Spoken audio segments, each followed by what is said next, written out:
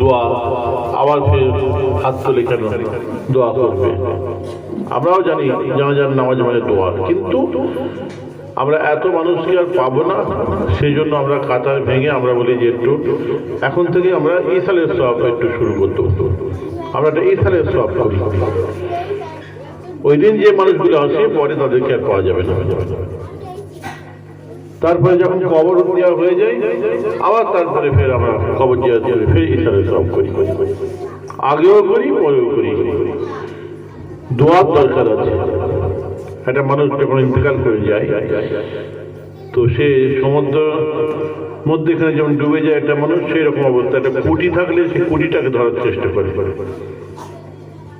তো আমরা যখন দোয়া চাই সব এখানে করি, আল্লাহ পাকের মুকাররম ফেরেশতা নূরের খাঞ্চা করে, চাঁদির খাঞ্চা করে, রেশমের রোমাল ঢাকা দিয়ে এই নেকি সবগুলো তাদের রুহে পৌঁছে দিয়ে থাকেন। বলুন সুবহানাল্লাহ।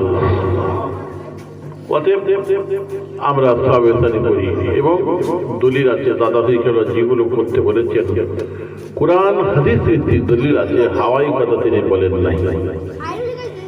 إذا مات الإنسان ولد العبد أربعة خصال আল্লাহ বলেছেন, ও দুনিয়ার জন যুবক ছেলেরা, তোমাদের বাপ মা মারা যাওয়ার পরে তোমাদের বাপ মাকে কবর দিয়ে এসে তোমরা যেন এইরকম মনে করো না যাকে যাক সব দায়িত্ব খালাস হয়ে গিয়েছে, কবর দিয়ে চলে এসেছি।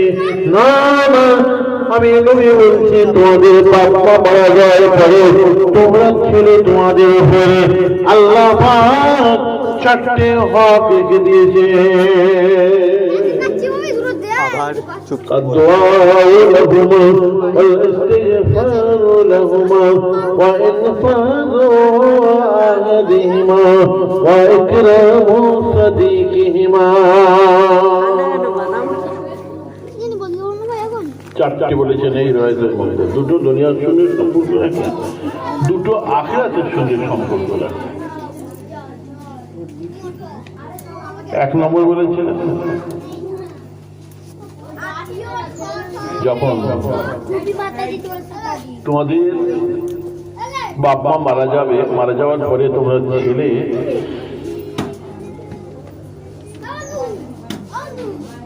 মানুষের সামনে দাঁড়িয়ে লাশকে সামনে রেখে আমরা বলি যে আমার বাপ মা যদি দেনা দায়গ্রস্ত অবস্থায়, ঋণগ্রস্ত অবস্থায় যদি মারা যায় তো আপনারা, আমি ছেলে, আমাকে বলবেন আমি আমার বাপের ঋণ পরিশোধ করে দেবো, বলে কিনা? এটা হচ্ছে ছেলের হক। তারপরে বলেছেন ওয়া ইকরামু সাদিকিহিমা, দুনিয়ার জন যুবক ছেলেরা মেয়েরা, তোমার বাপ যাকে ভালোবাসতো, বাপের বন্ধু, ইকরাম মানে সাদিক মানে বুজুর্গ, আর সাদিক মানে দোস্ত। বুজুর্গ যারা তোমার বাপের বয়সী, তোমার বাপের দোস্ত,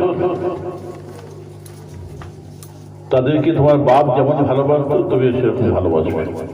বাপ মরে গেছে, দূর কে তুমি চিনি না, চাচা, আত্মীয় স্বজন, বড় ভাই, ফুফা, এইভাবে খালু, নানা, বাপ যেমন ভালোবাসতো, বাপের মহাব্বতের মানুষ যারা তাদেরকে ভালোবাসতে হবে। মরে যাওয়ার পরে ছেলের উপরে হক। তিন নম্বরে বলেছেন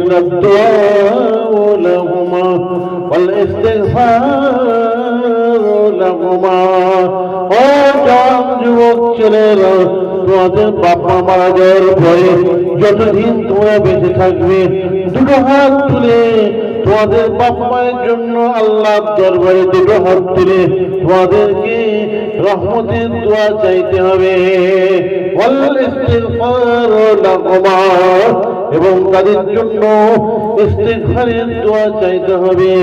এইরকম বলতে হবে, আল্লাহ না জানি আমার বাপটা মাটা কত গুনাহ খাতা করে দুনিয়া থেকে বিদায় নিয়ে চলে গেছেন, আল্লাহ আমার বাপের মায়ের গুনাহ খাতাকে মাফ করে দেবেন, আল্লাহ আমার বাপ মাকে ক্ষমা করে দেবেন, মাফ করে দেবেন, আল্লাহ জাহান্নামের আগুন থেকে নাজাত দেবে।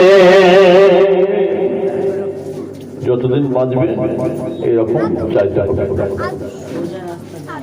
অন্যরা এদের মধ্যে আছে আল্লাহ বলছেন, প্রভু এমন আপনার আমার বাপ্পা হবে, গুনার পাহাড় গুনার বুঝাও মাথায় করে নিয়ে তারা কবরের মধ্যে ঢুকবে, কিন্তু বেঁচে থাকা ছেলে মেয়ে খাতমে কালামুল্লাহ শরীফ পড়ার কারণে, মাগফিরাতের দোয়া চাওয়ার কারণে, সূরা ইয়াসিন সূরা রহমান পড়ার কারণে, দুরূদ শরীফ ফাতিহা শরীফ ইখলাস শরীফ পড়ার কারণে কাল কিয়ামতের মহাময়দানে আল্লাহ পাক যেদিন তাদেরকে উঠাবেন, তাদের জিন্দেগি জীবনের গুনাহ খাতাকে মাফ করে দিয়ে আল্লাহ পাক সেদিন তাদেরকে মাসুম বেগুনাহ করে উঠিয়ে দেবে।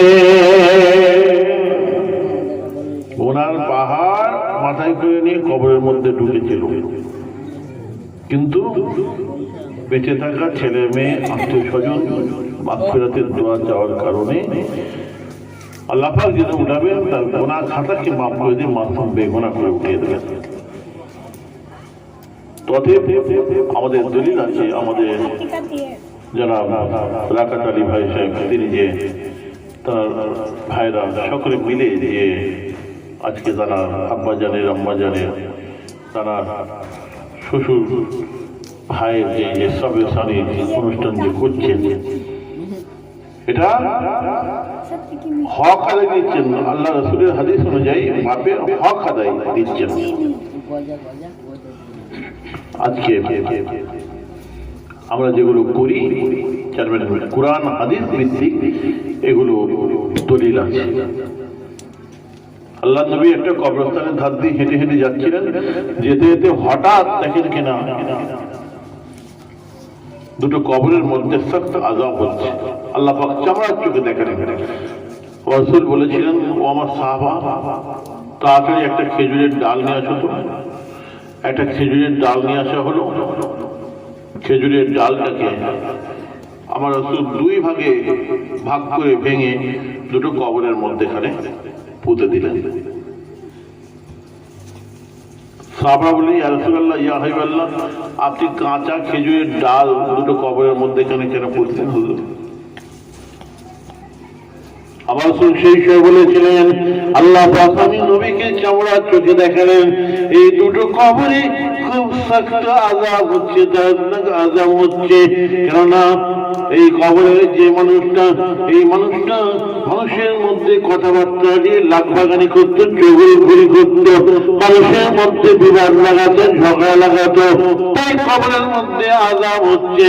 আর এই কবরের মধ্যে এই মানুষটার আযাব হচ্ছে এই জন্য যে পিচ্ছাপ পায়খানা করে পাক হতো না, পানি নিত না, পিচ্ছাপ করে পানি নিত না, নাজাসাত গায়ে লেগে থাকতো, এবং হায়া শরম বলে কোনো জিনিস ছিল না।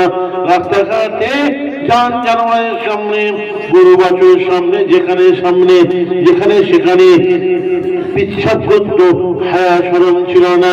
আল্লাহ পাক কবরের মধ্যে আযাব দিচ্ছেন। আমি নবীকে আল্লাহ পাক দেখালেন, আমি ওই খেজুরের ডালটাকে দুই ভাগে ভাগ করে দুটো কবরের মধ্যে এই জন্য পুঁতে দিলাম। আল্লাহ পাক কোরআন মাজিদের মধ্যে বলেছেন, ইসাব্বিহু মা ফিস সামাওয়াতি ওয়াল আরদ। আমি আল্লাহ পাক, রাসূল বলেছেন, আল্লাহ পাক জমিন আসমানের মধ্যে যা কিছু সৃষ্টি করেছেন সব আল্লাহর তাসবিহ পড়তে থাকে। আর ওই কাঁচা খেজুরের ডালটা যতক্ষণ পর্যন্ত তাজা থাকবে, ওই ডালটা আল্লাহর তাসবিহ পড়বে। আর আল্লাহর তাসবিহ পড়ার বরকতে আল্লাহ পাক ওদের দুজনের কবরের আযাবকে মাফ করে দেবে। ইমাম নববী রাহমাতুল্লাহ আলাইহি বলছেন, কাঁচা খেজুরের ডাল তাসবিহ পড়ার বরকতে যদি কবরের আযাব মাফ হয়ে যায়, তাহলে মুমিন মুসলমান যখন কবরে তার বাপ মায়ের জন্য দুটো হাত তুলে দোয়া চাইবে, মাগফিরাতের দোয়া চাইবে, সূরা ইয়াসিন সূরা রহমান পড়বে, ফাতিহা শরীফ, দুরূদ শরীফ, ইখলাস শরীফ পড়বে, আল্লাহ পাক তাহলে আপনার আমার বাপ মায়ের কবরের আযাবকে কেন ক্ষমা করতে পারেন না? কবরের আযাব কেন মাফ করতে পারেন না? আমি বলছি না, ইমাম নবাবী রহমতুল্লাহ আলাইহি বলছেন। সেই জন্য আপনাকে আমাকে কবর জিয়ারত করতে হবে। কবর জিয়ারত করলে ময়মুরব্বির কবরে সওয়াব যাবে এবং যুরুল কুবুরা ফাইন্নাহা তুযাক্কিরুল মাউতা। আল্লাহ রাসূল বলেন কবর জিয়ারত করলে তোমাদের মওতের কথা, আখিরাতের কথা স্মরণ আসবে।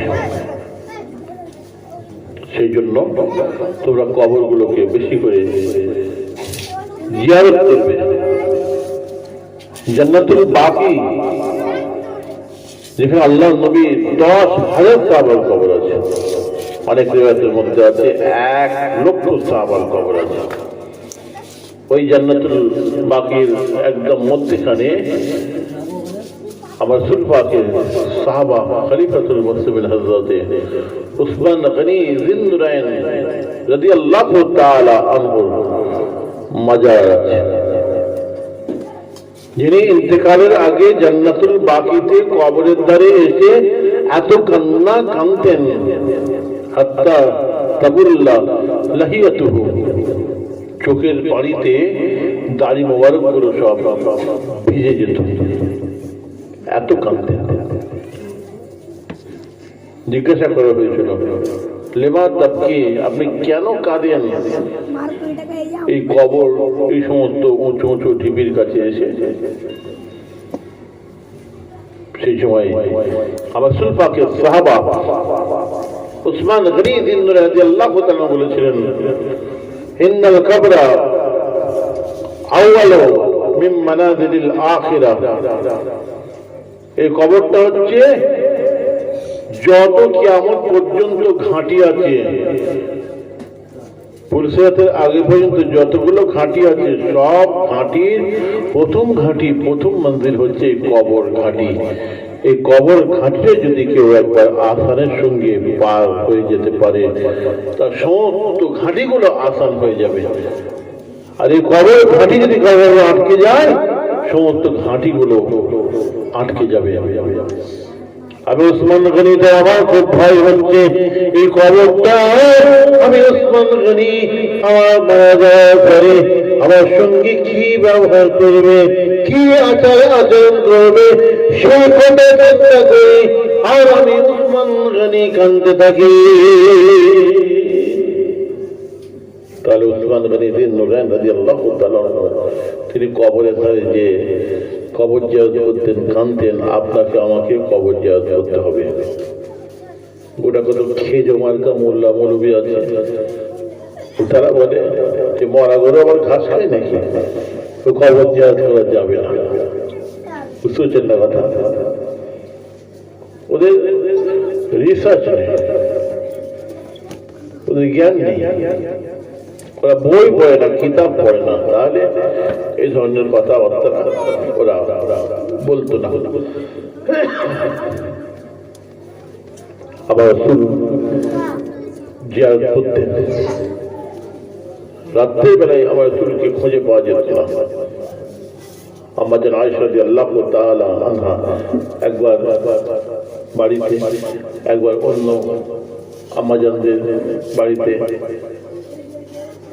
আবার মদিনার বাজারে বিভিন্ন জায়গায় খুঁজছেন, দেখছেন আমার রাসূল রাত দুপুরে আম্মা জান খাদিজাতুল কুবরা রাদিয়াল্লাহু তাআলা আনহা কবরের ধারে এসে কবর জিয়ারত করছেন। আর এটা কেমন একটা হাল, কোন দুনিয়ার খবর নাই। আম্মা জান আয়েশা রাদিয়াল্লাহু তাআলা আনহা বলেছিলেন, ইয়া রাসূলুল্লাহ, ইয়া হাবিবাল্লাহ, আপনি খাদিজাতুল কুবরা রাদিয়াল্লাহু তাআলা আনহা কবরের ধারে এসে কবর জিয়ারত করছেন। ইয়া রাসূলুল্লাহ, ইয়া হাবিবাল্লাহ, আপনি প্রায় সময় সেই খাদিজার কথা খালি বলেন, ইয়া রাসূলুল্লাহ, ইয়া হাবিবাল্লাহ, আমার তো আপনার জওয়ান বয়সের বিবি আর খাদিজাতুল কুবরা রাদিয়াল্লাহু তাআলা আনহা তিনি তো বুড়ি মেয়ে ছেলে ছিলেন। আবার তার কথা যখন বলেন আপনি কেমন মতন যেন হয়ে যান। আল্লাহ নবী সেই সময় বলেছিলেন, ও আয়েশা, খাদিজার তুলনা দিও না। যখন আমার পাশে কেউ ছিল না, কঠিন সময়ে আমার পাশে ওই খাদিজা ছাড়া আর কেউ ছিল না। দুঃখে সুখে বিভিন্ন সময়ে আমার পাশে খাদিজা ছাড়া কেউ ছিল না। যখন আমার উপর ওহী নাযিল হয়েছিল, আমি সেই সময়ে জিবরাইল আলাইহিস সালাম যখন আমাকে পাঁজরের মধ্যে টিপে ধরলেন 600 টানা, একটা হাড়ের মধ্যে, পাঁজরের হাড়ের মধ্যে ঢুকে গিয়েছিল। বলেছিলেন পড়ো। আল্লাহ বললেন আমি পড়তে জানি না। আবার বললেন পড়ো। 3 বারের মাথায় আল্লাহ নবী পড়তে আরম্ভ করলেন, ইকরা বিসমি রাব্বিকাল্লাযী খালাক। ওইখান থেকে আমি খাদিজার ঘরে এসেছিলাম। আমাকে বড় ভয় লেগেছিল, জ্বরে কাঁপ হয়ে যাচ্ছিল, থরথর করে কাঁপছিলাম। সেই সময় খাদিজাকে বলেছিলাম, ও খাদিজা, ইন্নী আখশাল্লাহ জাম্মিলুনি জাম্মিলুনি। ও খাদিজা, আমাকে খুব ভয় লাগছে, আমাকে কম্বল ঢাকা দাও। জ্বরে গা পড়ে যাচ্ছিল, থরথর করে কাঁপছিলেন। সেই দিন আমার পাশে খাদিজা ছাড়া কেউ ছিল না। খাদিজা আমাকে সেদিন সান্ত্বনা দিয়েছিল, বলেছিল, ইয়া রাসূলুল্লাহ, ইয়া হাবিবাল্লাহ, আমার স্বামী, আপনি ব্যস্ত হবেন না, আপনি পেরেশান হবেন না, ভয় করবেন না। ইন্নাকা তাসিলুর রাহমা ওয়া তুকরিউদ দাইফা ওয়া তুরিমুল ওয়াইবাল হজ্জ। আপনার মধ্যে যে সমস্ত ভালো ভালো খাসলত গুণ আছে, এগুলো কারোর মধ্যে নেই। মানুষের দুঃখে সুখে বিপদে আপদে আপনি মানুষের পাশে যে দাঁড়ান। মুসিবত জাদা যখন আওয়াজ দেয়, আপনি তার পাশে যে দাঁড়ান। যখন মানুষের বিমার হয়, ব্যায়াম হয়, বিমার খুশি করতে আপনি যান, খবর করতে যান, ব্যায়ামী মানুষের আপনি সেবা করেন। মানুষ বিপদ আপদে যখন পড়ে, প্রত্যেকটা ক্ষেত্রে আপনি মানুষের উপকার করেন। আপনাকে আল্লাহ করে দেন, সর্বন্ন করবেন না। আল্লাহ তরফ থেকে আল্লাহ প্রদত্ত কোন ব্যাপার এটা। ওহী যখন নাজিল হলো, তোমার রাসূল জিয়ারত করেছিলেন খাদিজাতুল কুবরা রাদিয়াল্লাহু তাআলা আনহার মাজারে। আমার ভাই মুজাদ্দিদ জামান দাদা রাহমাতুল্লাহ আলাইহি তিনি বলেছেন জিয়ারত করবে, রাসূল বলেছেন জিয়ারত করবে, মওতের কথা স্মরণ আসবে। আমরা বর্তমান সময়ে বাপ মায়ের কবর কোনটা যদি কেউ জিজ্ঞাসা করে, আমরা ছেলেরা বলতে পারবো না। দুশো পড়তে আল্লাহুম্মা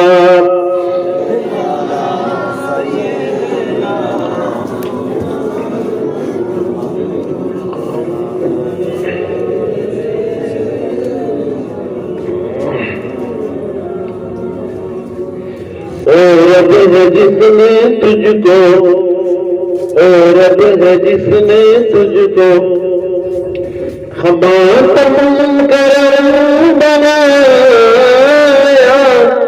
हमें भाई समझने को तेरा आस्ता बताया। अल्लाहुम्मा सल्ली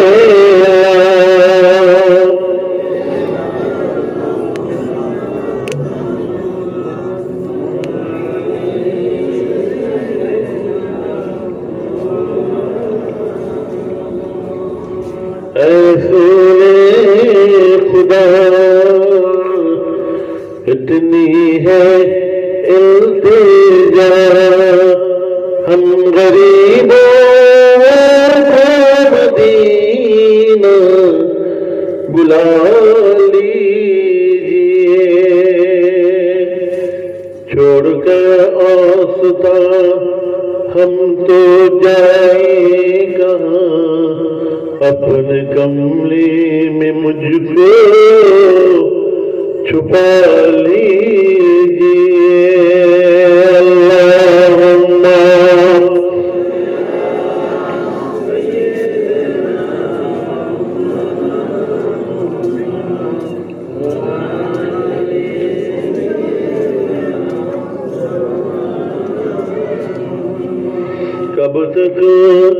भटकता रहूंगा इस हिंद में, अपने दार के लिए मुझको बुला लीजिए।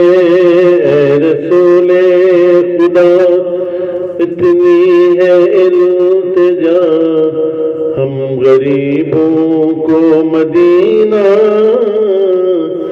बुला लीजिए। अल्लाहुम्मा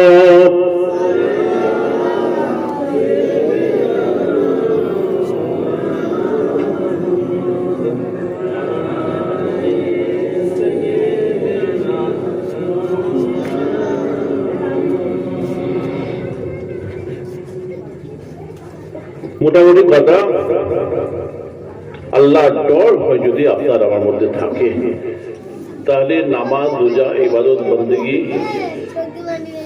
কবর জিয়ারত যাই বলেন না কেন, মরণের কথা তবেই মনে পড়বে। কজন মরণের কথা মনে করে? বাপ মায়ের কবর কোনটা সেটা আমরা জানি না, বলতে পারবে না। আল্লাহ রাসূল বলছেন, যখন তোমরা কবরস্থানের ধার দিয়ে যাবে, বাপ মায়ের কবরের ধার দিয়ে যাবে, তখন তোমরা সালাম দেবে, সান্ত্বনামূলক সালাম দেবে, সম্মান দেবে, বলবে আসসালামু আলাইকুম ইয়া আহলাদ দিয়ারি ওয়াল মুমিনিনা ওয়াল মুসলিমিনা ওয়া ইন্না ইনশাআল্লাহু লানা বিকুমুল লাহিকুনা নাসাল্লাহু লানা ওয়া লাকুমুল আফিয়া। মুসলিম শরীফে বলা আছে এইভাবে সালামের কথা, আসসালামু আলাইকুম ইয়াগফিরুল্লাহু লাকুম ওয়া লাকুম সালাফতুম মিন ولكم سلفتم من أسلم السلام عليكم يغفر الله لكم ولكم سلفتم ونحن بالأسر। এইভাবে আছে বাংলা অর্থ। ও মানুষেরা, তোমরা মন খারাপ করো না, মন খারাপ করো না। আল্লাহ পাক তোমাদেরকে আগে কবরে ডেকে নিয়েছেন, আমাদেরকে পরে কবরে ডেকে নেবেন। তোমাদের আর আমাদের মধ্যে এতটুকুই মাত্র পার্থক্য। আল্লাহর ডাক আসলে আবার অতি শিগগিরই তোমাদের নিকটবর্তী হয়ে যেতে পারি। সান্ত্বনামূলক সালাম দেবে। এত বড় সালাম যদি আমরা নাও পারি, অন্তত আসসালামু আলাইকুম ইয়া আহলাল কুবুর, আসসালামু আলাইকুম ইয়া আউলিয়া আল্লাহ, এতটুকু তো আমরা বলতে পারি।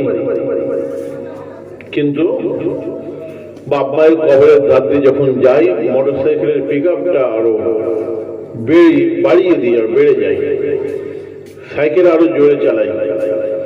রাসূল বলছেন আদব করো। আমাদের দাদা ফির রহমতুল্লাহ মাজারের ধারে দেখেছি হিন্দু ভাইরা যখন যায়, শক্তি ডাক্তার বলে, বহু বয়স হইল, 85 বছর বয়স, মেজর দেখ দেখ দেখ দেখ, তো সারাদিনে ডাকে যেত 10 বার যদি ডাকে দেয়, 10 বার যদি দাদা ফির মাজারে পাড়াতে যাই, তো 10 বার মোটর সাইকেল থেকে নেবে প্রণাম করে যাবে। আকুনিতে বিভিন্ন জায়গায় বড় বড় আল্লাহ ওলিদের মাজার আছে, খন্দকার সাবরুল্লাহ রহমতুল্লাহ মাজার, 400 হুজুরের মাজার দেখেছি। মাজারের পাশে যখন হিন্দু ভাইরা যায়, সাইকেল থেকে নেমে যায়, মাল কোচা মেরে গেলে লুঙ্গিটা নামিয়ে দেয়। আর আজকে আমরা মুসলমান হয়ে, মুসলমান বাড়ির ছেলে হয়ে নিজের বাপ মায়ের কবরের দ্বারে যাই না, সালাম দিই না, ঈদ বকরিদে যাই না, জম্মার দিনে যাই না, শবে বরাতেও একবার যাই না। তো কথা হচ্ছে, আল্লাহর ডর হয় যদি আমাদের অন্তরে থাকে, তাহলে সবটাই ঠিক হবে। মুজাদ্দিদ জামান দাদা ফির রহমতুল্লাহ আলাইহি তিনি বলেছিলেন, তোমরা কবর জিয়ারত করবে, হাত ধরে মোনাজাত করবে, সালাম পড়বে, ওসিলা দিয়ে দোয়া চাইবে। আজকে আমরা সকলে শেষ বেলায় ওসিলা দিয়ে দোয়া চাইবে। আমার দাদা হিসেবে যেগুলো বলেছেন দলিল আছে, এটা মাথায় রাখতে হবে। আমার রাসূল পাকের সাহাবা, নামটা ভুলে যাচ্ছি, নিজের ছেলেকে ডাকলেন, হযরত মাবিয়া রাদিয়াল্লাহু তাআলা আনহু নিজের ছেলেকে ডাকলেন, ডেকে আলমারি থেকে একটা কাগজে মোড়া আল্লাহ নবীর নখ চুল বার করলেন, আর আল্লাহ নবীর একটা ছিঁড়া জুব্বা মোবারক বার করলেন। বার করে ছেলেকে ওসিয়ত করলেন, خذ ذلك الشيء والأظفار فجعله في فمي وعلى عيني وموضع السجود مني।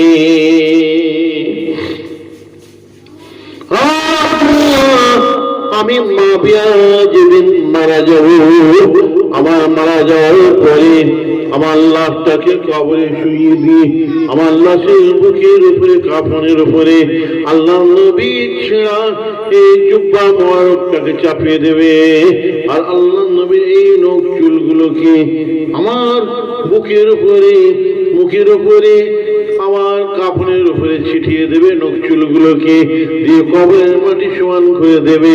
আমি আল্লাহর দরবারে আশা রেখে দিয়েছি কাল কিয়ামতের মহাময়দানে বা আমার ইন্তেকালের পরে, আমার ইন্তেকালের পরে আল্লাহ নবীর ওই নখ চুলের ওসিলায়, ওই জুব্বা মোবারকের ওসিলায় আল্লাহ পাক আমার কবরের আযাবকে মাফ করে দেবেন, জাহান্নামের আগুন থেকে নাজাত দিয়ে দেবেন। আল্লাহ নবীর কত বড় সাহাবা, কাতেবে ওহী, আল্লাহ নবীর ওহীগুলোকে লিখতেন, কত বড় সাহাবা তিনি। নবীর নখ চুলের ওসিলা দিয়ে যদি দোয়া চাইতে পারে, আমরা সেই নবীর উম্মত হয়ে, উম্মতে মুহাম্মদী হয়ে আমরা সেই নবীর ওসিলা দিয়ে দোয়া চাইতে পারি না? কত বড় সাহাবা নবীর নখ চুলের ওসিলাতে দোয়া চাইছেন। মুজাদ্দিদ জামান দাদা হিকেওয়ালা যেগুলো বলেছেন, কুরআন হাদিস ভিত্তিক আমাদের দলিল আছে। চার ইমামের এক ইমাম, ইমাম শাফি রহমতুল্লাহ আলাইহি ফিলিস্তিন থেকে পায়ে হেঁটে বাগদাদ শরীফে ইমাম আবু হানিফার মাজার জিয়ারত করতে গিয়েছেন। যে কি করলেন, সাল্লাইতু রাকাতাইনে, সালাম দিয়ে 2 রাকাত নামাজ পড়লেন। ওয়াসালতু লাহা ইনদা কবরিহি, এবং ইমাম আবু হানিফা রহমতুল্লাহ আলাইহির ওসিলা দিয়ে আল্লাহর কাছে দোয়া চাইলেন। ফাতুকদা সারিয়ান, ইমাম শাফি বলছেন ইমাম আবু হানিফা রহমতুল্লাহ আলাইহির ওসিলা দিয়ে দোয়া চাওয়ার সঙ্গে সঙ্গে আমার দোয়াটা আল্লাহর দরবারে খুব তাড়াতাড়ি কবুল হয়ে গেল। বলুন সুবহানাল্লাহ। অত বড় ইমাম, 4 ইমামের এক ইমাম, ইমাম শাফি রহমতুল্লাহ আলাইহি ইমাম আবু হানিফা রহমতুল্লাহ আলাইহির ওসিলা দিয়ে দোয়া চাইছে। তুমি কালকে খেজো মার্কা মোল্লা মৌলবী, তোমার কথা শুনবো না ইমাম আবু হানিফা ইমাম শাফির কথা শুনবো? কত বড় আলেম হয়েছে, ইমাম শাফির থেকে বড় হয়ে গেছো। আমি দেখবো, এলেম মাপবো, এলেম মাপার যন্ত্র আমি আমার কাছে আছে। তুমি কটা কিতাব লিখেছো আমি দেখবো।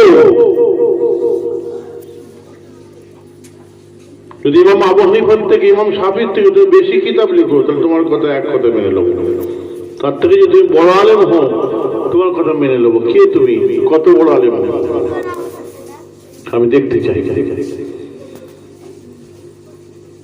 2 পাতার মৌলী সাহেব, ইমাম শাফির থেকে তুমি বড় হয়ে গেছো।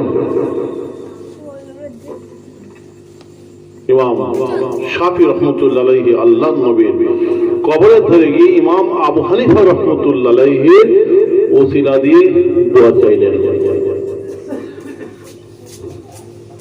আমাদের দলিল আছে, দাদা হিকরা যেগুলো বলেছেন হাওয়াই কথা তিনি বলেন। তিনি তো ওই বোতলে ফুক দিয়ে বোতল ফাটানো বিশ্বাস ছিলেন না, তিনি মস্ত বড় আলেম ছিলেন, জাহিরি বাতিনি বিদ্যা বুদ্ধির বিদ্যা ভাস্কর ছিলেন। তিনি মুজাদ্দিদ ছিলেন। তফিমাত ইলাহি কিতাবের মধ্যে লেখা আছে একজন মুজাদ্দিদ হতে গেলে যে শর্ত শারাইত 100-র মধ্যে 100 ভাগ তার মধ্যে ছিল, আল্লাহ পাক তাকে জামানার মুজাদ্দিদ করেছিলেন, এমনি না। তিনি বলেছেন তোমরা এইগুলো করবে। আজকেও আমরা শেষ বেলায় আমরা ওসিলা দিয়ে, নবীর ওসিলা দিয়ে, সাহাবা কিরামদের ওসিলা দিয়ে, পীর মাশায়েখদের ওসিলা দিয়ে আমরা দোয়া চাইব। অনেকে তো বলছে ইদানিং যে হাত তুলে দোয়া চাওয়া যাবে না, আজানের পরে হাত তুলে মনে যাচ্ছে অনেক আগেই উঠে গেছে অনেক জায়গায়। আমার মসজিদের মধ্যে ইমাম সাহেব সালাম ফিরে দিল, ব্যাস দৌড়ে চলে গেল বেরিয়ে, ফরজ নামাজ পড়ি বেরিয়ে চলে গেল, কোথায় সুন্নত কোথায় নফল, বাবা। অথচ তাদের মুখে নামাজ নামাজ নামাজ নামাজ, নামাজের বই, নামাজের পুস্তক, নামাজের লিখনি, নামাজের তকরির, নামাজের বায়ান, নামাজের গোষ্ঠ, নামাজ নামাজ করে নামাজ বুড়ো হয়ে গেল। তাহলে নামাজের মহব্বত আসবে তো? তাহলে নামাজ পড়ি, সুন্নত নামাজ পড়ে মহব্বতে, সুন্নত নামাজ পড়ি, নফল নামাজ পড়ে মহব্বতে, নামাজের দিকে মনটা লেগে থাকবে। নামাজ পড়ে মসজিদ থেকে বেরিয়ে চলে যাচ্ছে কেন? নামাজের মধ্যে মহব্বত আসে কেন? আল্লাহর ডর ভয় আসলে কেন? তাই আমার রাসূল বলেছিলেন, কাম মিন কাইমিন লা ইয়াকুমু ইল্লা আশ-শাহরু, কাম মিন সাইমিন লা ইয়াসুমু ইল্লা বিজ-জু'i, অনেক রাতের মধ্যে আছে ইল্লা যিমাম। আল্লাহ বলেছেন বহু এমন নামাজি আছে সারা জেগে জেগে তারা নামাজ পড়ে, কিন্তু আমি নবী বলছি নামাজ তাদের হয় না, রাত জাগায় সারা হয়। বহু এমন রোজাদার আছে সারা মাস শুকিয়ে শুকিয়ে রোজা রাখে, কিন্তু আমি নবী বলছি রোজা তাদের হয় না, শুকিয়ে থাকাই সারা হয়। নামাজ পড়লে নামাজ হচ্ছে না, রোজা রাখলে রোজা হচ্ছে না, লোক ফল কোথায় হচ্ছে না কেন? কোন আলেম সাহেবের ক্ষমতা নেই আমার হাদিসকে ক্যান্সেল করে দেবে, দুনিয়ার কোন আলেমের গর্দানের ক্ষমতা নেই আমার হাদিসকে মিথ্যে বলবে। মুসলিম শরীফে হাদিস বলেছে, বুখারী শরীফেও আছে। কেন বললেন নামাজ হয়নি? এই জায়গাটা গন্ডগোল হয়ে আছে। নামাজ খালি পড়লেই হবে না, নামাজের মধ্যে একাগ্রতা আনতে হবে, কনসেন্ট্রেন্স অফ মাইন্ড, আল্লাহর ডর ভয় আনতে হবে, আল্লাহর মহব্বত আনতে হবে। সেই নামাজ তো নাই, অ্যাডভার্টাইজ, ফর্মালিটি। নামাজে পড়ছি চুরিও করছি, নামাজে পড়ছি ডাকাতি করছি, নামাজে পড়ছি মদও খাচ্ছি, নামাজে পড়ছি জেনাও করছি, নামাজে পড়ছি সুদও খাচ্ছি, নামাজে পড়ছি পণ নিচ্ছি, নামাজে পড়ছি পরের মেয়ের বিয়েও ভাঙাচ্ছি, নামাজে পড়ছি বাপ মায়ের সঙ্গে দুর্ব্যবহার করছি, বাপ মাকে ঠেকাচ্ছি, চোখের পানিতে ভাত খাওয়াচ্ছি। নামাজে পড়ছি বিবির সঙ্গে দুর্ব্যবহার করছি, বিবিকে ঠেকাচ্ছি। নামাজও পড়ছি, যত রকম হারাম কাজ করছে, কি হবে? ও নামাজ আল্লাহর দরবারে যাবে না, ফিরে আসবে, মকবুল হবে না, নাকেস নামাজ হয়ে যাবে, কামেল নামাজ হবে না। তার জন্য এই জায়গাটাকে ঠিক করতে হবে। এই যে কলব কলব কি করে ঠিক করতে হবে? তাজকিয়া নফস করতে হবে। قد أفلح من تذكر وذكر اسم ربه فصلى। কোরআন আল্লাহ বলছেন তোমরা তাজকিয়া নফস করো, জিকির করো, তারপরে 3 নম্বরে বললেন যে নামাজ পড়ো। তাহলে তাজকিয়া নফসের কথাও আছে কোরআনে, একদম পীর মার্কা কথাবার্তা নয় এটা। এবং পীর সাহেবরা যে বলে কলবের কথা, এটা খালি পীর মার্কা কথা নয়, এটা কোরআনেও আছে। লা তা'মাল আবসারুহু ওয়ালাকিন্না তা'মাল কুলুবুল্লাতী ফিস সুদূর। আল্লাহ কোরআনে বলেছিলেন বহু এমন বান্দাবান্দি হবে তাদের কপালের উপরে দুটো ফেটা ফেটা চোখ থাকবে, কপালের উপরে দুটো জাহিরি ফেটা ফেটা চোখ থাকা সত্ত্বেও তারা কিন্তু কলবের চোখের অন্ধ হবে। কলবের চোখ তাহলে কলব এই কথাটা বিশ্বাস বলে না, আল্লাহ কোরআনে বলছেন কলব। আরো বহু জায়গায় আছে কোরআনে, সেই জায়গাটাকে যতক্ষণ পর্যন্ত আমরা ঠিক না করছি, রেকটিফাই অফ হার্ট, তাজকিয়া নফস, বাংলায় বলে আত্মশুদ্ধি, ততক্ষণ পর্যন্ত না হচ্ছে হবে না। বহু কিছু করে দেখা হয়ে গেছে আমাদের যারা পিলারে তরিকার বড় বড় যারা তরিকার ইমাম, তারা বলছেন যে সব কিছু করে দেখা হয়ে গেছে, কোনো ফর্মুলা কাজে আসছে না যতক্ষণ পর্যন্ত এই জায়গাটাকে আমরা ঠিক না করতে পারছি। ওই যে বললাম নামাজ, এত নামাজের তালিম, নামাজ করে সারা বিশ্বে একদম দাপিয়ে বেড়াচ্ছে, কিন্তু কি হলো রেজাল্টটা কি? রেজাল্টটা জিরো। বরং যখন করোনা হয়েছে তখন ভয়েতে মানুষ নামাজ পড়েছে। এটা হচ্ছে সিজনেবল হেদায়েত। 6 বছর, আপনার 6 মাস, 5 মাস, 3 মাস। যখন ডেঙ্গু হয়েছে তখন থেকে ভয়েতে একদম মসজিদ সব ভরে গেছে, একদম জন ঢুকছে, একদম দোতলা মসজিদ। আর একটা কি রোগ এলো বলছে যে ওই জ্বরটা এলে 104-5 জ্বর মাথা উড়ে যাচ্ছে, আর ঠান্ডা পানিতে শীতকালে চুয়াতে হচ্ছে। গ্রামগঞ্জে সব নাম ধরে বলে ডিস্কো রোগ, মনে আছে আপনাদের? 5 বছর আগে কি 6 বছর বলে ডিস্কো রোগ। বাবা, সে জলসা যাচ্ছি, গাড়ি দাঁড় করিয়ে আমাকে, শুনেছি যে অমুক গ্রামে জলসা যাচ্ছে, রাস্তায় অন্য গ্রামে, সেই গ্রাম না অন্য গ্রামে দাঁড় করিয়ে আমাকে তাবিজ দিতে হবে বলে হুজুর। সে নেবে, সে তাবিজ দিচ্ছে, সে শেষ হয় না, চেয়ারে বসে বসে তাবিজ দিচ্ছে, সব তাবিজ শেষ করে তবে সেখানে আমাকে যেতে দিয়েছে। এত আল্লাহর ভয়, এত সব মসজিদ ভরে গেল নামাজে নামাজ, সিজনেবল হেদায়েত।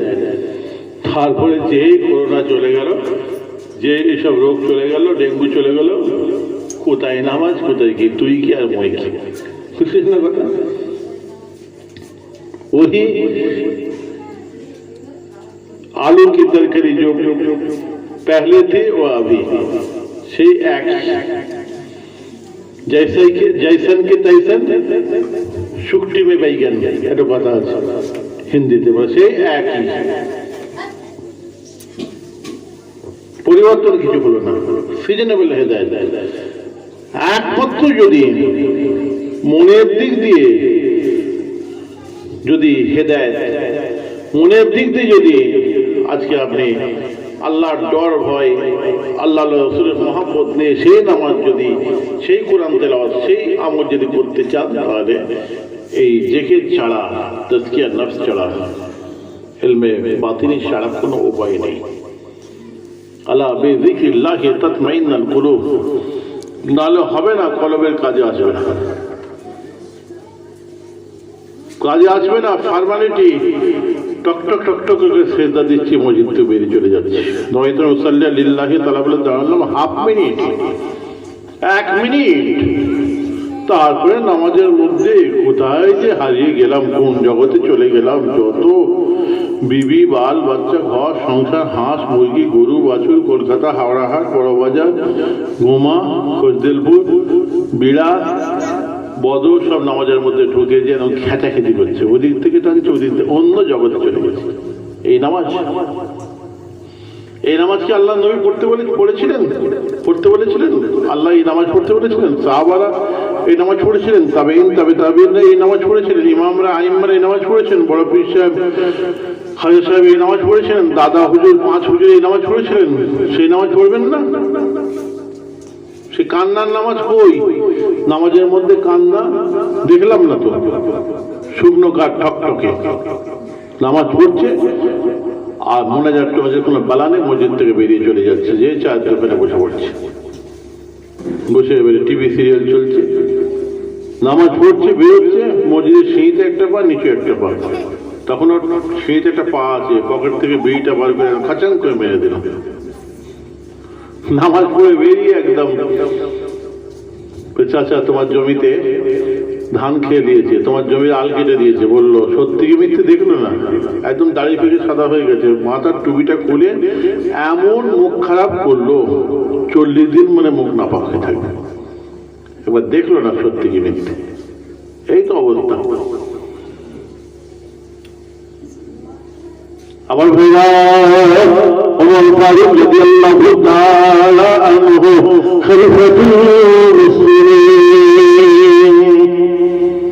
যার কথাই আরবের জমিন কাঁপত, শয়তান যাকে দেখে বাদ গরম করতে করতে দৌড়, একদম রিওয়ায়াতে লেখা আছে কথা, हवा निकलते निकलते दौड़कर भाग जाता था।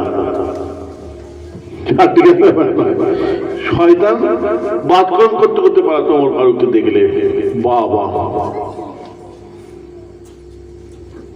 নিজের ছেলেকে যখন অন্যায় করেছে তখন আর আমি বাদশা, আর আমার ছেলে নয়, আমি তখন বিচারক ও হচ্ছে আপনার আসামি, আর আমি হচ্ছি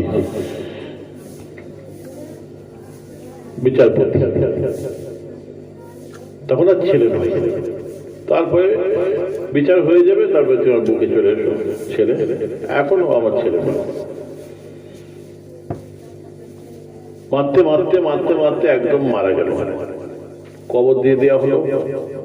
তখনও 7-8টা বেদ মারতে বাকি ছিল, বলে বাকি বেদগুলো কবরের উপর মেরে দাও। সেই ওমর ফারুক রাদিয়াল্লাহু তাআলা আনহু যার শাসনকালীন সময়ে যখন তিনি রাজা ছিলেন, রাষ্ট্রপতি ছিলেন, তিনি রাজ সিংহাসনে বসে এক সময় বলেছিলেন, এই মদিনা শরীফ থেকে শত শত মাইল ফোরাত নদী, ওই ফোরাত নদীর তীরে যদি আমি খলিফা থাকাকালীন একটা ছাগলের বাচ্চা না খেতে পেয়ে মারা যায়, আমার ভয় হয় কালকে আমাদের মহাময়দানে আল্লাহ পাক আমি ওরকে যদি কাঠ গড়ায় দাঁড় করে দিই, একবার বলেন ও ওমর, তোমার শাসনকালীন সময়ে ফোরাত নদীর ধারে একটা ছাগলের বাচ্চা না খেতে পেয়ে মারা গিয়েছিল, সেই একটা ছাগলের বাচ্চা মরে যাওয়ার যদি হিসাব আমাকে আল্লাহর কাছে দিতে হয়, সেদিন আমি কি মুখ দেখাবো?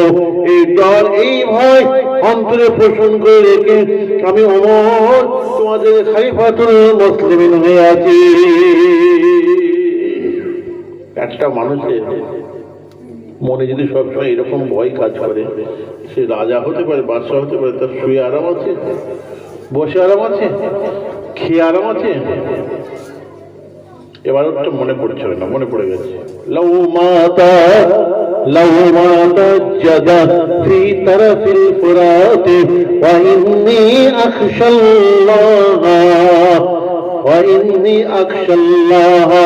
أن يحاسب الله عمرا। কি মুখ দেখো আল্লাহর কাছে সেদিন? ওমর ফারুক রাদিয়াল্লাহু তাআলা আনহু শাসনকালীন সময়ে একটা মেয়ে ছেলে দুধের ব্যবসা তার ছিল, দুধ বিক্রি করছে। তা একটা ছোট 6-7 বছর একটা মেয়ে ছিল। তা একদিন দুধ দোয়ার পরে দুধটা একটু পরিমাণে কম হয়ে গেছে। মেয়েটাকে দেখে বলেছিল,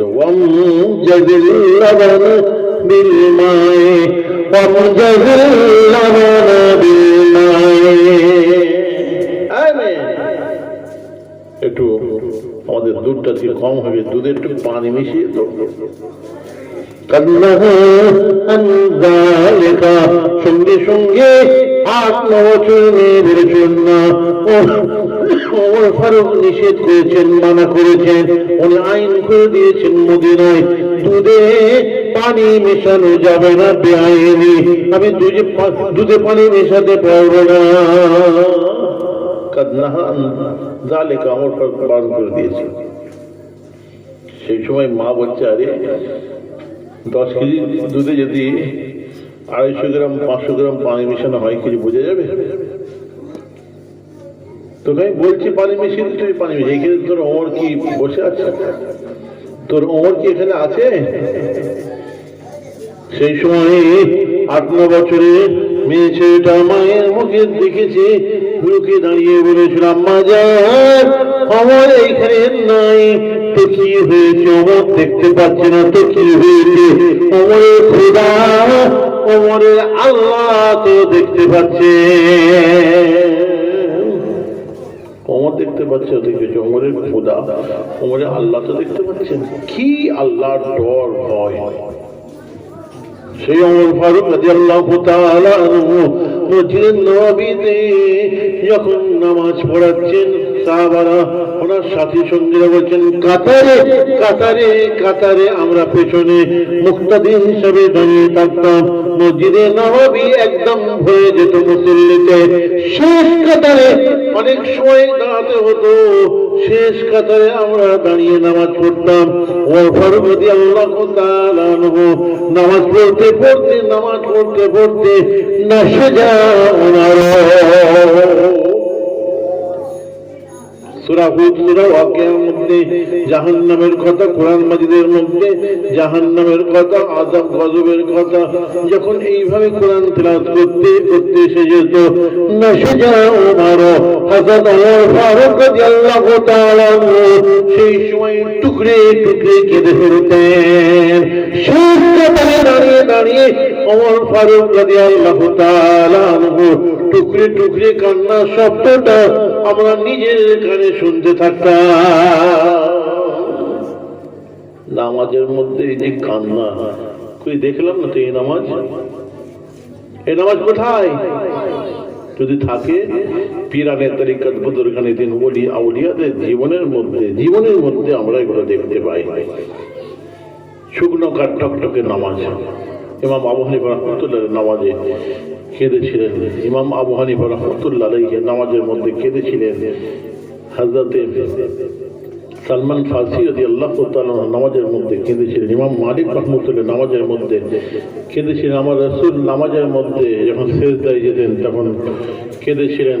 হাত্তা তাবুল্লাহ লাহিয়াতুহু, কাঁদতেন তো বটে, আবার আজিজুন কা আজিজুর রাহা, আমার রাসূল যখন সিজদায় যেতেন, সিজদা যাওয়ার সঙ্গে সঙ্গে একটা বুকের মধ্যে চাঁতা ঘোরার মতন কান্নার ঘর ঘরানির শব্দ সাহাবারা বলছেন যে আমরা শুনতে পেতাম। বলুন সুবহানাল্লাহ। আল্লাহর নবী কাঁদতেন। সে কান্নার নামাজ কোথায়? একগ্রতা, সে আল্লাহর ডর ভয়, সে মহব্বত আপনাকে আমাকে এই জায়গাটাকে করতে হবে। ঠিক ঠিক আমার জলসায় আমি ঘুরিয়ে ফিরিয়ে শেষ বেলায় আমি একটু তাজকিয়া নফসের দিকে আমি আসি।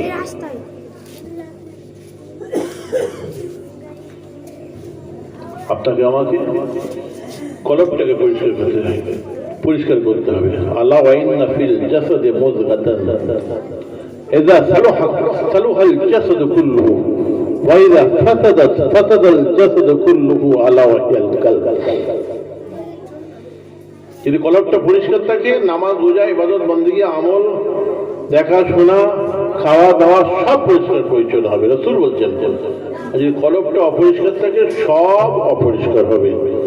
আলা ওয়াহিয়াল কলব ওয়া মা সাবা, সেই জিনিসটার নামই হচ্ছে কলব, অন্তর, দিল, মন। সেই কলব যতক্ষণ পর্যন্ত আমরা না পরিষ্কার করতে পারছি, বস্তুর টুকরো না পরিষ্কার করতে পারছি, কাজে আসবে না। হারকিন ঠিক আছে, কিরাসিনও আছে, মেশিনও ঠিক আছে, বলতিও ঠিক আছে,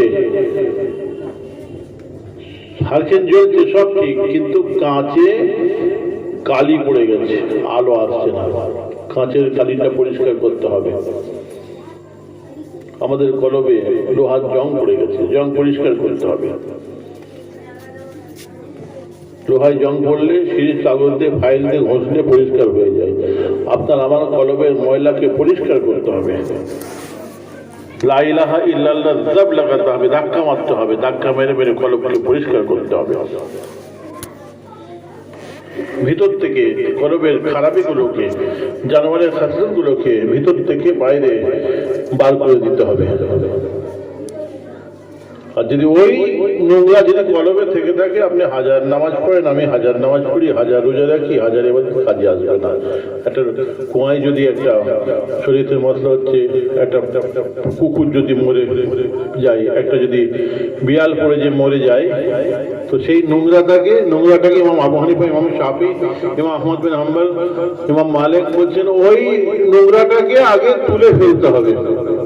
তুলে কেউ বলছেন 40 ডোল পানি তুলে ফেললে তবে আপনার কুয়াটা পাক হবে।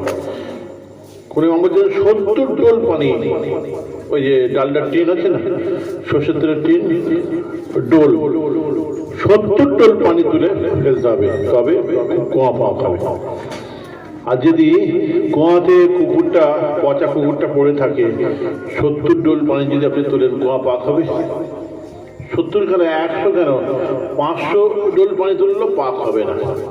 তো আপনার আমার ভিতরে যদি সেই পচা নোংরা জিনিস যদি কলবে যদি থাকে, এবার হাজার নামাজ পড়ি, হাজার রোজা রাখি, হাজার কোরআন তেলাওয়াত করি, হাজার ইবাদত করি, হাজার হজ করি, হাজার যাকাত দিই, কাজে আসবে না।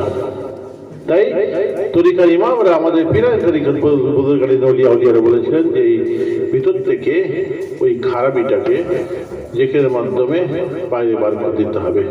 ধাক্কা মেরে জিকির করে অন্ধকার কলব, আমাদের আলোর দরকার আছে, অন্ধকার ঘরে আলোর দরকার আছে। অন্ধকার ঘরে যদি আপনার দিয়া ফেলাই কাটি একটা জ্বালাবার শুনে ধাপ করে কয়েক সেকেন্ডের জন্য আপনার ঘরটা একদম আলোয় আলোকিত হয়ে যায়। কয়েক সেকেন্ডের জন্য আপনি সব দেখতে পারেন। তারপরে আবার অন্ধকার, আবার একটা দিয়া ফেলাই কাটি জ্বালাবেন, ধাপ করে একদম আলো, তারপরে আবার অন্ধকার। তো এরকম আপনার আমার অন্ধকার কলবটার মধ্যে নূরের আলোর দরকার আছে। অন্ধকার কলবে যখন আপনি লা ইলাহা ইল্লাল্লাহ একবার জিকির করবেন, আল্লাহু জিকির করবেন, সঙ্গে সঙ্গে ধাপ করে একবার আল্লাহ নূরের আলো, নূরের লাইট একবার সঙ্গে সঙ্গে জ্বলে উঠবে। বলুন সুবহানাল্লাহ। আবার লা ইলাহা ইল্লাল্লাহ ধাক্কা মারবেন, আল্লাহু জিকির ধাক্কা মারবেন, আবার নূর জ্বলে উঠবে। এরকম নূরের আলো জ্বলতে জ্বলতে আপনার আমার কলবটা আল্লাহ পাক একদিন আল্লাহ নূরে নূরান্বিত করে দেন। বলুন সুবহানাল্লাহ। তখন কি হবে? ইত্তাকু ফিরাসাতাল মুমিনি ফাইন্নাহু ইয়ানজুরু বিনূরিল্লাহ। আল্লাহ বলছেন, যারা কামেল মানুষ, আল্লাহর ওলি মানুষ, যারা ফিরাসাতের মাকামের মানুষ, তাদের সম্পর্কে মুখ সামলে কথা বলবে, তাদের ইত্তেবা করবে, তাদেরকে সম্মান দেবে, কেননা তারা আল্লাহর ভিতর দিয়ে দেখতে পায়। কলব পরিষ্কার থাকলে তার দেখা, শোনা, খাওয়া দাওয়া সব পরিষ্কার হবে। ওটা অপরিষ্কার থেকে সব অপরিষ্কার।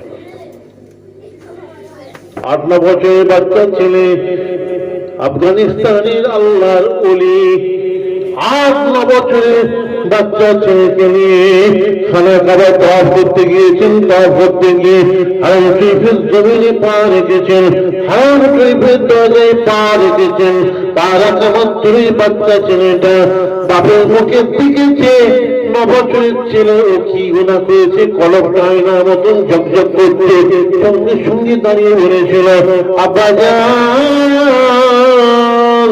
আল্লাহর ঘর, খুদার ঘর কি এত বড় হয়? আব্বাজান সাতবুক জমিনের নিচে থেকে নিয়ে আরশে মুআল্লা পর্যন্ত আব্বাজান দেখতে পাচ্ছে। আব্বাজান, খুদার ঘর, আল্লাহর ঘর কি এত বড় হয়? পরের দিন সকালবেলায় হোটেলে থেকে, হাজী সাহেবের হজ করতে গেলে হোটেল থাকে না, হোটেল থেকে পরের দিন সকালবেলায় মক্কা শরীফে মার্কেটে গেছেন খেজুর কিনতে। তো খেজুর কিনতে হাজী সাহেব, বাচ্চা ছেলে, ওর তার বুদ্ধি নেই। ও দোকানদারের চোখের আড়ালে, বাপের চোখের আড়ালে টুকরির পাশ থেকে একটা খেজুর না বলে চুরি করে খেয়ে ফেলেছে। বাপও জানে না, দোকানদারও জানে না। আমার ভাইরা, আবার তারপরে উদ্দেশ্যে আফগানিস্তানে আল্লাহ বাচ্চা ছেলের হাত ধরে আবার খানা খাওয়া তার উদ্দেশ্যে যখন গিয়ে হারাম শরীফের জমিনে পা রেখেছেন, হারাম শরীফের দরজায় পা রেখেছেন, পা রাখা মাত্রই 8-9 বছর ওই ছেলে আবার বাপের মুখের দিকে যে বলতে আরম্ভ করে দিয়েছে, আপনারা জানেন আল্লাহর ঘর, খোদার ঘর কি এত ছোট হয়? আপনার জনটাই কি বড় হয়ে গিয়েছিল, আজকে কেন আবার ছোট হয়ে গেল? আফগানিস্তানের আল্লাহর ওলি বাচ্চার ছেলেকে সেই সময় বলল, বাবা কালকে থেকে গেলে আজকে পর্যন্ত এই সময়ের মধ্যে এই আল্লাহর খানায় কাবা সামনে এসে, এই দেশে এসে, নবীর দেশে এসে কোন বিয়াদবি করে ফেলেছিস, কোন গুনাহ করে ফেলেছিস? বাবা দেখ। বাচ্চা ছেলে চিন্তা করে বলেছে, আব্বাজান আপনি যখন কালকে খেজুরের দোকানে খেজুর কিনছিলেন, সেই সময় আমি ওই বাজারের পাশ থেকে, টুকরির পাশ থেকে একটা খেজুর না বলে চুরি করে খেয়ে ফেলেছি। আপনিও জানেন না, দোকানদারও জানেন না। সর্বনাশ, কি করেছিস বাবা? আমার সারা জীবনে ইবাদত বন্দেগী, তাকওয়া, পরহেজগারি সব আমার গেল, তাড়াতাড়ি চ। বাচ্চা ছেলে হাত ধরে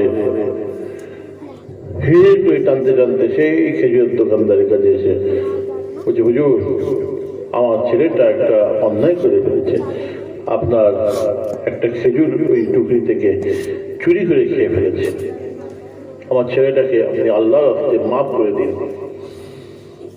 নিন একটা খেজুরের দাম আপনি নিয়ে নিন, 1 রিয়াল, 1 টাকা আপনি রাখেন।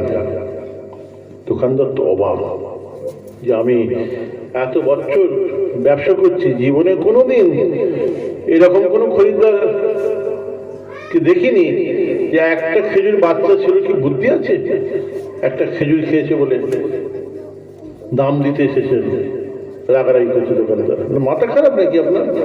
না, আপনি একটা খেজুরের দাম দিন, তবে আমি বাড়ি যাবো, নাহলে বাড়ি যাবো না, আল্লাহ রাস্তে মাফ করবেন। বলি বাবা আচ্ছা হাজি সাহেব, বাবা ঠিক আছে ভাই, আপনার যেহেতু মন শান্তি হয়, আপনার ছেলেকে আমি মাফ করে দেবেন, দেন 1 টাকা দেন। আবার থেকে আবার আফগানিস্তানে তাকওয়াপন্থী আল্লাহর ওলি বাচ্চা ছেলে হাত ধরে আবার তাকওয়ার উদ্দেশ্যে যখন এসে হারাম শরীফের জমিনে পা রেখেছেন, হারাম শরীফের দরজায় যখন পা রেখেছেন, পা রাখা মাত্রই ওই ছেলে আবার বাপের মুখের দিকে বলতে আরম্ভ করে দিয়েছে, আব্বাজান আল্লাহর ঘর, খোদার ঘর কি এত বড় হয়? আল্লাহ কালকে ছোট হয়ে গিয়েছিল আব্বাজান, আজকে আবার বড় হয়ে গেছে। অত সুন্দর বাচ্চা ছেলে, তার আয়নার মতন কলমটাই একটা যেই খেজুর খেয়ে ফেলেছিল নকিয়ে চুরি করে, একটা যখন হারাম জিনিস ঢুকে গেল, সঙ্গে সঙ্গে অত সুন্দর আয়নার মতন কলমটাই ময়লা পড়ে গেল। তাহলে আপনার আমার 60 বছর, 70 বছর, 30 বছর, 50 বছর, 25 বছরের জীবনে কত যে ওই রকম হারাম জিনিস ঢুকছে, তার কোনো ঠিক ঠিকানা নাই।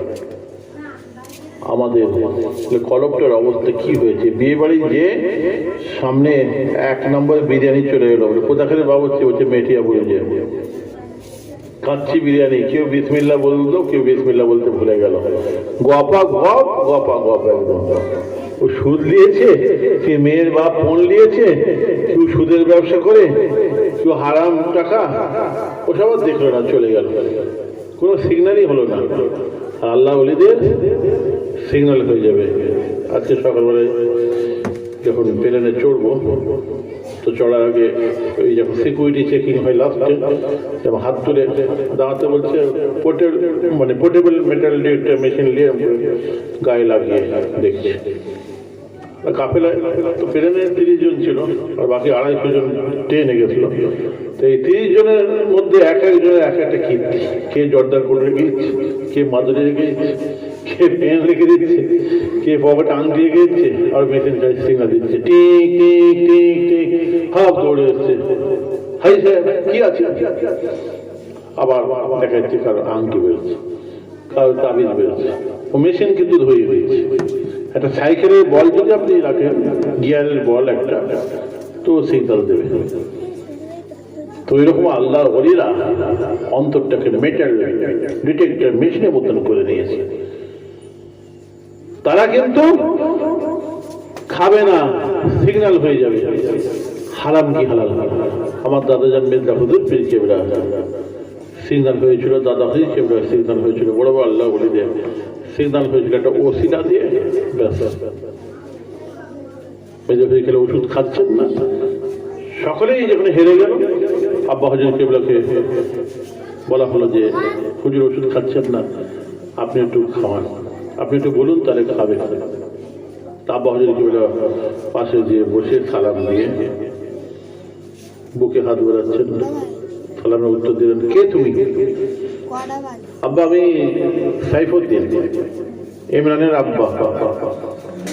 ও আচ্ছা আচ্ছা, আব্বাজান আপনি ওষুধ খেয়েছেন না, ডাক্তার আপনাকে ওষুধ খেতে বলেছেন, আপনি ওষুধ খাচ্ছেন না, আপনার শরীর কি করে ভালো হবে? আপনি তো বলেন দাওয়া দোয়া দুটি আল্লাহ করতে বলেছেন, তো দাওয়া করতে হবে না? বারো চুপ। আব্বাজান আপনি ওষুধটা খেয়ে নেন। সঙ্গে সঙ্গে সঙ্গে তুই বললেই আমি ওষুধ খেয়ে নেবো, ঠিক এইটা নেই, তুই বললেই আমি ওষুধ খেয়ে নেবো। আমার সামনে মুসা কালিমুল্লাহ, মুসা নবী দাঁড়িয়ে আমাকে বারণ করছেন যে আপনি ওষুধ খাবেন না, আমি তোমার কথা শুনবো না, মুসা নবীর কথা আমি শুনবো। তো সিগন্যাল হয়ে গেল কিনা? পরে ডাক্তারকে যখন জিজ্ঞাসা করা হলো, দেখা গেল যে ওষুধটার মধ্যে গন্ডগোল ছিল, অ্যালকোহলের ভাগ অনেক বেশি ছিল, সাধারণত যতটা মাত্রা থাকে তার থেকে অনেক বেশি। ঢুকলো না। দাদা হরি কেবলা ওষুধের শিশি নিয়ে আসলেন। দাদা হরি কেবলা দরবার ডাক্তার, উকিল, ব্যারিস্টার, আলেম, হাফেজ, কাজী, এমবিবিএস ডাক্তার সাহেবের হাতে দিবেন, বাবা এই ওষুধটা কি থেকে তৈরি বাবা দেখো তো। আগেকার যুগে সব ওষুধের লেখা থাকতো, তো দেখলেন, বললো হুজুর এটার মধ্যে এত পার্সেন্ট এটা আছে, এত পার্সেন্ট এটা আছে, তো এর মধ্যে হুজুর লেখা আছে ব্লাড আছে, খুন। তাদের বলছে কিসের ব্লাড বাবা? লেখা আছে কিসের খুন? না হুজুর তা লেখা নেই। এই বলার সঙ্গে সঙ্গে আপনার আমার চশমা চিরাগুলিল আমার মুজাদ্দে জামান দাদা হুজুর কেবলা রাহমাতুল্লাহ আলাইহি দুটো চোখ দিয়ে ঝরঝর ঝরঝর করে পানি পড়তে আরম্ভ হয়ে গেল, কাঁদতে আরম্ভ করে দিলেন। সেই সময়ে মুরিদানরা বলেছেন, হুজুর আপনি কাঁদছেন কেন? দাদা ফিরে বলেছেন, বাবা গত রাত্রিতে স্বয়ং রাসূল পাক সাল্লাল্লাহু আলাইহি ওয়াসাল্লাম স্বপ্নের মধ্যে খবরের মধ্যে এসে আমি আবু বকরকে বললেন, ও আবু বকর আপনি খবরদার এই ওষুধটা খাবেন না। আমি তখন চিন্তা করলাম, আল্লাহ রাসূল স্বপ্নের মধ্যে কেন আমাকে ওষুধটা খেতে নিষেধ করলেন? তাই আপনাকে দিলাম। আপনি বলছেন ওতে ব্লাড আছে, খুন আছে। ওটা কিসের ব্লাড বাবা? আপনি বলতে পারছেন না ওটা শুকুরের কি মানুষের কি গরুর কি ভেড়ার কি ওটা কুকুরের? আল্লাহ রাসূল আমাকে বারণ করে দিয়েছেন, বাবা আবু বকর আপনি ওই ওষুধটা খাবেন না। বাবা আল্লাহ যাকে বাঁচায় এইরকম করে বাঁচায় বাবা, ওই ওষুধটাকে টান মেরে ছুঁড়ে ফেলে দাও বাবা। কি সিগন্যাল হলো কিনা? আল্লাহ ওলিদের সিগন্যাল হবে। আপনি আমি যদি এই কলমটাকে এই জায়গাটা যদি ঠিক করতে পারি, আপনার আবারও সিগন্যাল দেবে। আমাদের জীবনে যে কত এরকম হারাম জিনিস ঢুকছে, খালি বলে হুজুর তওবা পড়ছি, হুজুর এই পড়ছি, ওই যে এত জিকির করছি, দর্শী পড়ছি, এখনো জিয়ারত হয়। এখন কি করে জিয়ারত হয়? হারাম খেয়ে কোনো জিয়ারত হয়? তাকওয়া করতে হবে না? তাকওয়ার দিকে কিচ্ছু নেই। আর খালি এমনি হুজুরকে একদম সেই ফাতের ওয়াইসের মতো সামনে বসি একদম যারা কাজকে অস্বীকার করতো সঙ্গে সঙ্গে কাজ করে মুরাকাবা হালাতে আল্লাহ নবী দিদার করিতে বলতে সুবহানাল্লাহ। ওইভাবে একদম পাবে, কষ্ট করবে না একদম। সেই দাদাজন বলতেন বাবা যে কি গাছের ফল নাকি যে টুক করে পারবে আর খেয়ে ফেলবে, কষ্ট করতে হবে, মেহনত করতে হবে, এমনি এমনি হয়ে যাবে। বিশ্বের হাফিজ রহমতুল্লাহ আলাইহির বোন মেয়ে ছেলে ঘুমটা দিয়ে ইমাম আহমদ বিন হাম্বল রহমতুল্লাহ আলাইকে এসে বলছেন হুজুর আমি চরকায় সুতো কাটি, তো চরকায় সুতো কাটতে কাটতে আমার চেরাগে আমার হালকিনে তেল শেষ হয়ে যায়, অন্ধকার হয়ে যায়, তখন কি করব? পাশের বাড়ির লাইট আমার উঠোনে এসে পড়ে, আমি উঠে গিয়ে ওই অন্যজনের লাইটে বসে আমি চরকায় সুতো কাটি, আমি কাজ করি। এই অন্যজনের আলোতে চরকায় সুতো কাটা আমার জায়েজ হবে কি? সঙ্গে সঙ্গে ইমাম আহমদ বিন হাম্বল রহমতুল্লাহ বলেন বাবা উনি একটা মেয়ে মানুষ, এত তাকওয়া আল্লাহর খৌফ ইলাহির উচ্চ মাকামে প্রশ্ন করছে, কে বাবা আপনি, কে মেয়ে আপনি? এখানে বলেছেন আমি বিশ্বের হাফিজ রহমতুল্লাহ আলাইহির বোন। ও উনি তো আমার পীর মুর্শিদ, যেখান থেকে আজকে তাকওয়া উৎপত্তি হয়েছে সেই বিষয়ে হাফিজ আপনি বোন, যেহেতু অন্যজনের জন্য চলবে কিন্তু আপনার জন্য ওই অন্যজনের আলোতে চরকায় সুতো কাটা জায়েজ হবে না। কত সূক্ষ্ম চিন্তা, কত আল্লাহর ডর হয়, একটা অন্যজনের আলোতে চরকায় সুতো কাটবে। হয়তো কত জায়গায় আমরা দেখতে পাইনি অন্ধকার, কোথায় লাইট জ্বলছে সে লাইটে যে আমরা ঘুরে দেখি, সাইকেলের চেন পড়ে গেছে আলোতে, যে চায়ের দোকানের আলো জ্বলছে সেখানে সাইকেলটাকে ছেড়ে দিয়ে চেন লাগাচ্ছে, সেখানে গিয়ে মোটর সাইকেল চালাচ্ছে, অনেক ব্যাপার আছে। فلما أبو دجن صلى الصبح خرج من المسجد سريا فلم يهدر بالدعاء فسأله النبي صلى الله عليه وسلم। এটা বলে শেষ করে দেবে তো ওয়াজ করতে করতে আমাকে ঘুম লাগছে, সারা রাত ঘুম হয়নি তো, তার আগের দিনও সারা রাত 3 ঘন্টা কি 2 ঘন্টা ঘুমালে একটা মানুষের হয়, মানে একদম ঘুমায়। فلما أبو دجن صلى الصبح خرج من المسجد سريا فلم يهدر في الدعاء فسأله النبي صلى الله عليه وسلم الله النبي الصحابة حضرت أبو دجن رضي الله تعالى عنه الله النبي সঙ্গে নামাজ পড়ছেন। আল্লাহ নবী নামাজ শেষ করে সালাম ফিরলেন, সালাম ফিরে যখন দুটো হাত তুলে আল্লাহর দরবারে মোনাজাত করলেন, সেই সময় হযরত আবু দাজানা রাদিয়াল্লাহু তাআলা মোনাজাত করলেন না, বাড়ি চলে গেলেন। বাড়ি থেকে কিছুক্ষণ পরে যখন আসলেন, আল্লাহ বলেছিলেন فلم يهدر في الدعاء فسأله النبي صلى الله عليه وسلم। হ্যাঁ আবু দাজানা, নামাজের পরে আমি হাত তুলে দোয়া চাইছিলাম, তুমি দোয়া চাইলে না, বাড়িতে চলে গেলে। এই দেখেন আমরা যে নামাজের পরে হাত তুলে দোয়া চাই, এই দোয়া চাওয়ার দলিল এই বোকামলি সাহেব কি জানে, আহকামুল কোরআন ইমাম ইসফাহানি রহমতুল্লাহ আলাইহি লেখা কিতাব আহকামুল কোরআন, তার মধ্যে আপনি পাবেন। আল্লাহ নবী বলেন যে আমি মোনাজাত করছি, তুমি নামাজ ছেড়ে দিয়ে মোনাজাত না করে তুমি চলে গেলে কেন? ইয়া রাসূলুল্লাহ, ইয়া হাবিবাল্লাহ, আমি এই জন্য চলে গিয়েছিলাম তাড়াতাড়ি, আমার বাড়ির পাশে অপর লোকের একটা খেজুরের গাছ আছে, সেই খেজুরের গাছটা আমার বাড়িতে অর্ধেক অংশ ঝুলে থাকে, এই অর্ধেক অংশ আমার বাড়ির মধ্যে ঝুলে থাকার কারণে এই অপর লোকে তার গাছের খেজুর আমার বাড়িতে পড়ে।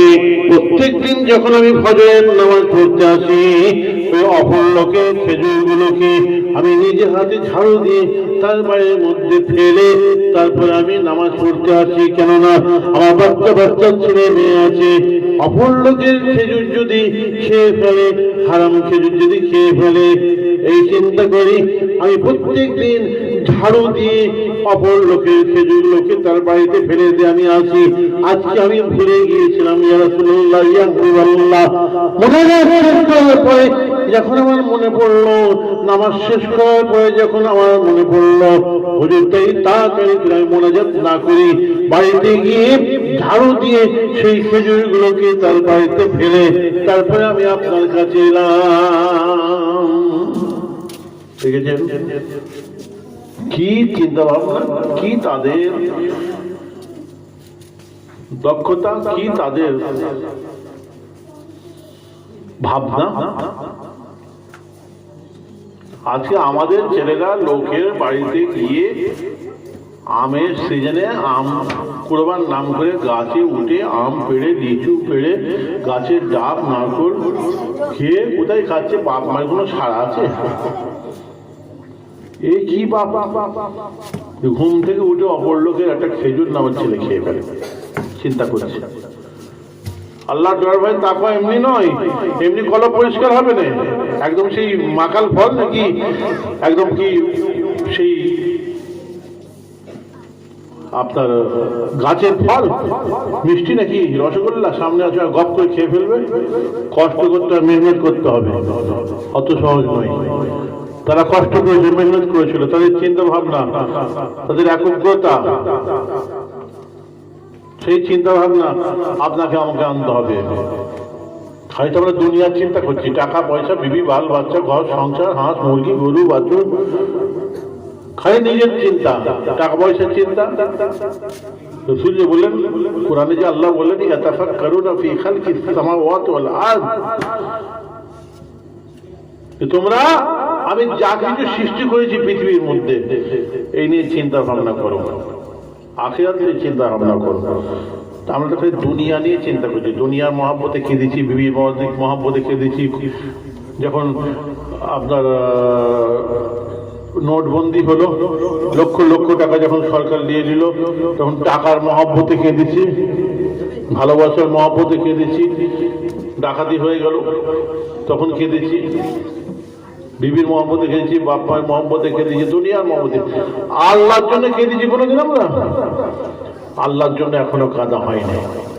আল্লাহ বলছেন ওয়ারাজুলুন যাকারাল্লাহু তাআলা খালিয়ান ফাফাদাত আইনাহু, একটা মানুষ নির্জনে যদি দরজা লাগিয়ে ঘরে বসে একাকী মাছের মাথার পরিমাণ দুটো চোখের পানি বার করতে পারে, মাছের মাথার পরিমাণ অতটুকু চোখের পানি যদি বার করতে পারে, আমি আল্লাহ কাল কিয়ামতের মহাময়দানে কঠিন সময়ে যখন মানুষের মাথায় সূর্য নেমে আসবে, কোনো আশ্রয়ঘাত থাকবে না, সেই দিন ওই মানুষটার মাথার উপরে আমি আল্লাহ পাক রহমতের ছায়া নসিব করব।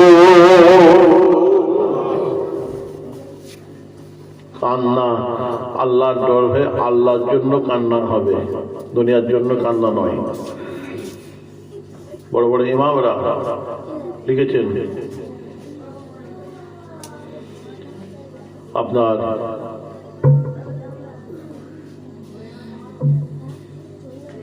ইমাম গজ্জালি রহমতুল্লাহ আলাইহি লিখেছেন 10 প্রকার কান্না আছে। এই 10 রকমের কান্নার মধ্যে 9 রকম কান্না হচ্ছে দুনিয়ার কান্না, আর একটা কান্না হচ্ছে আল্লাহর জন্য কান্না, সে আল্লাহর মহব্বতে, আল্লাহর ডর ভয়ে কান্না। সে কান্না কোথায়? করোনা ভ্যাকসিন ইঞ্জেকশন দিচ্ছেন, আপনার কান্নার ইচ্ছা নেই, কিন্তু যখন ইঞ্জেকশনটা ফুটাচ্ছে চোখ দিয়ে পানি বেরিয়ে পড়ছে, বেরোচ্ছে কিনা? যখন রক্ত টানছে, ছোঁচটা বোকাচ্ছে, চোখ দিয়ে পানি বেরিয়ে যাচ্ছে, বেরোচ্ছে কিনা? একজনের কাঁদা দেখে সে কাঁদছে, তো কাঁদা দেখে আপনি কাঁদছেন। নিজের কিছু জিনিস ক্ষতি হয়ে গেছে, টাকা চুরি হয়ে গেছে, ডাকাতি হয়ে গেছে, কাঁদছেন। অনেক প্রকার কান্না। মৌলানা রহমতুল্লাহ বলেছিলেন,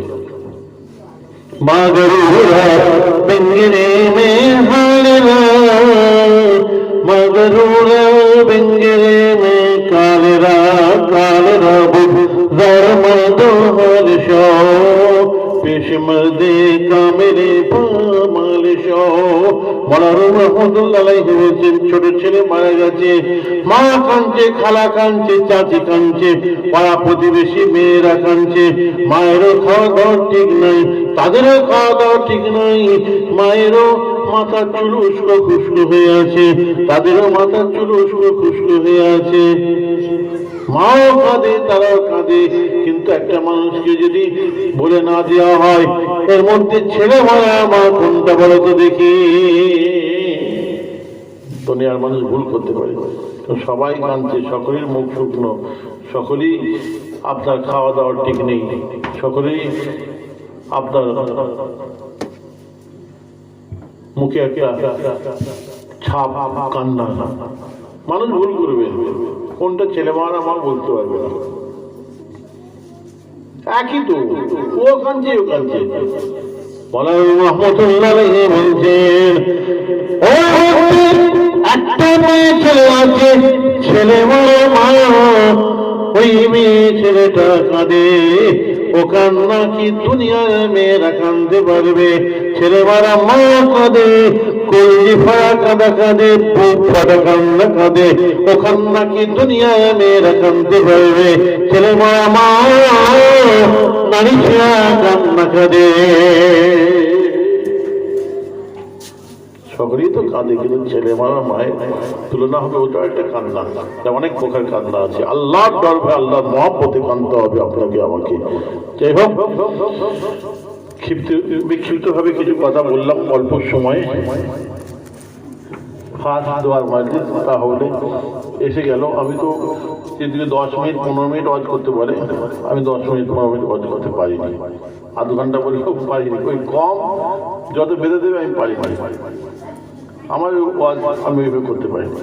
একটা আলোচনা আমি আজ শেষ করলে, তারপরেও আজকে যাই হোক একটু সকাল সকালই শেষ করে দিয়েছি। এখন একটু নবীর উপরে সালাম করবো, আসুন সকালে একটু আমরা সালাম করি। নবী সালাম।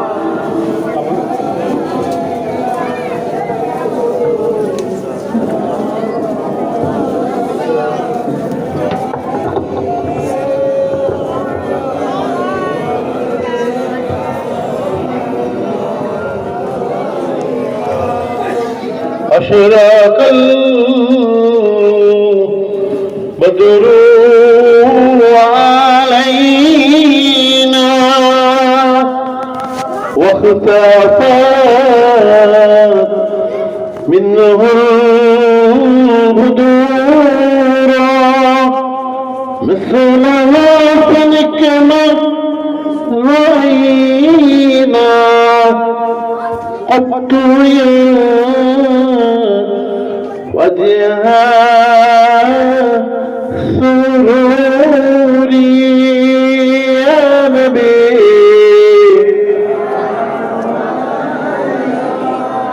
يا رسول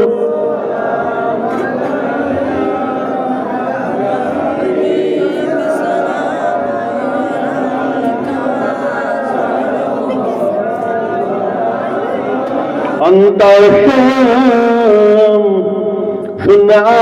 أنت بدر أنت نور فوق نوري أنت كثير وعالي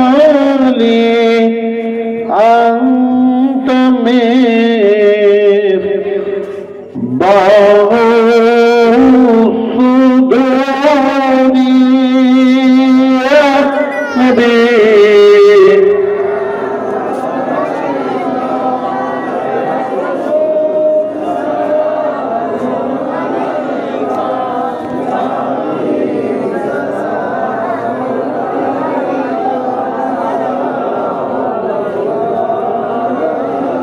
يا حبيبي يا محمد صلى الله عليه وسلم يا آل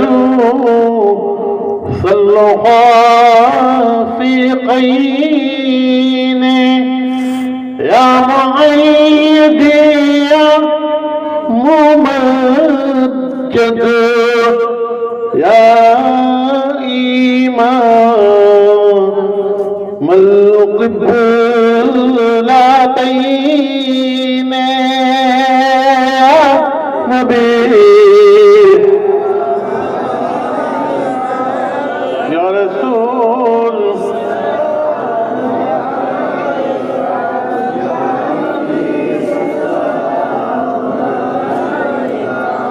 يا حبيب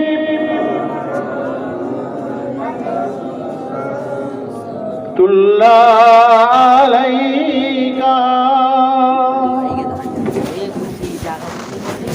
بلغ العلا بكماله كشف الدجى بجماله